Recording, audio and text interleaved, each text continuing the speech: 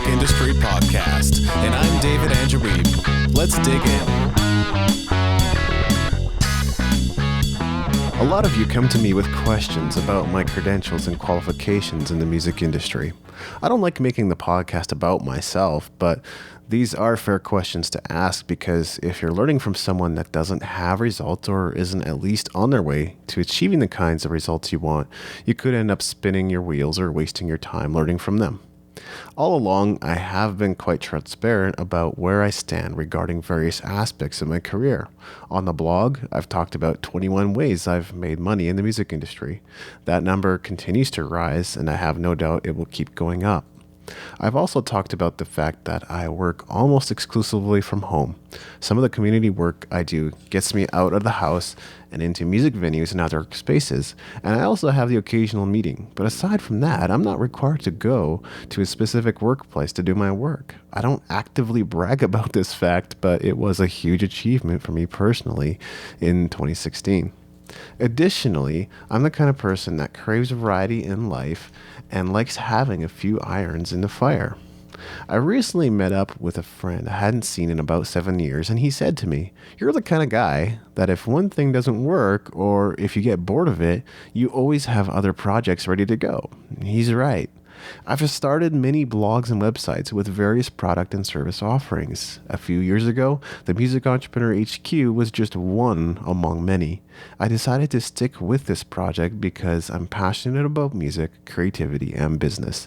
And to be fair, it was the business unit that was producing the best results. After spending years spreading myself out and trying different things, I decided to dig in and get focused on this project. If I wanted to be doing something else, I could be, but I think it would prove difficult to find anything quite as fulfilling for me.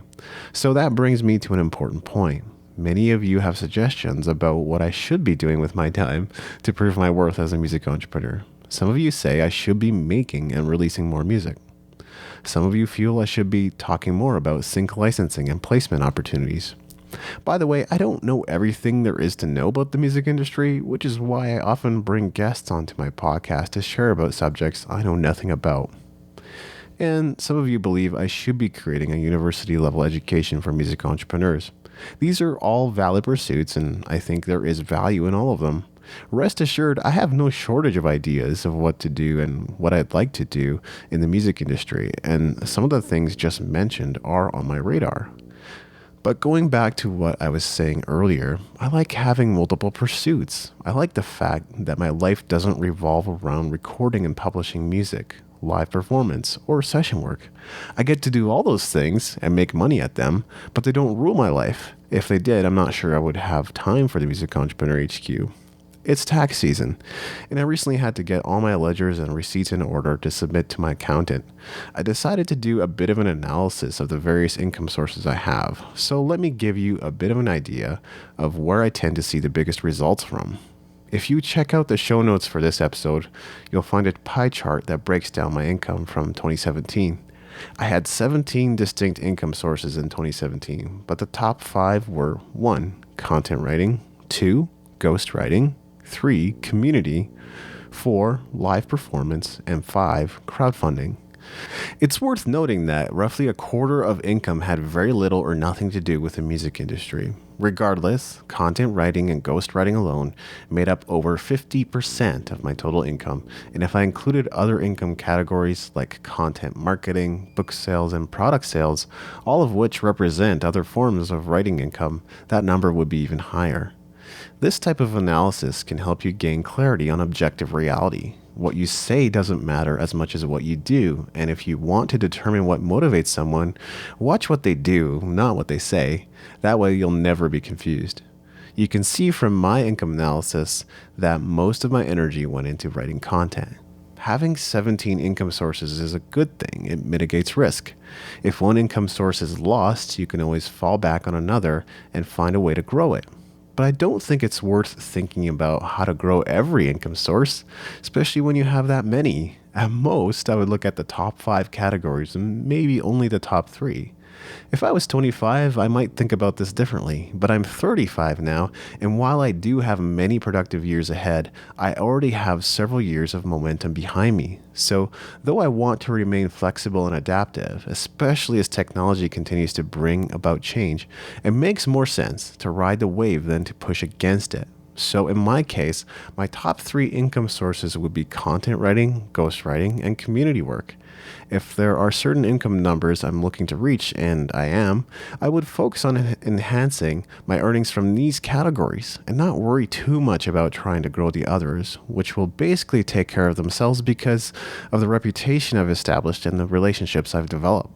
This also works well for my personality and temperament because, as I've already said, I crave variety. Doing too much of the same thing can bore me and leave me unfulfilled, and I don't like being restricted. That may not be how you operate, which means you may prefer to limit how you spend your time instead of spreading it across multiple projects and income sources.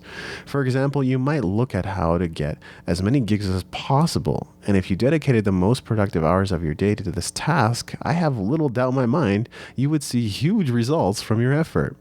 Basically, what I'm saying is this. I'm a good generalist. I'm not a great specialist.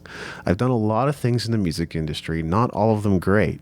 I would say I'm great at least a few things, such as playing guitar, content writing, and web design, because I've put a lot of time into those things, but maybe not good enough to be world-class in any one area because of how many things I can do and am competent at. No, I may not have results in areas you want to achieve big things in, but the work I do is still important. Who's going to do the research? Who is going to write the articles? Who's going to interview the experts? Someone needs to have a foot in both worlds, and I enjoy being that person. There are plenty of perks to being someone in this position too. Regardless, let's say I was looking to grow my income to 6 figures, and I am. If you were me, which income sources would you focus on? I could work at my music sales, session playing, and live performance income. Particularly, live performance is in my top 5 revenue sources, so it's obviously possible to increase.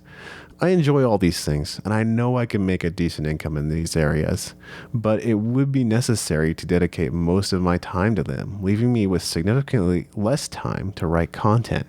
I would end up pushing against a wave of momentum.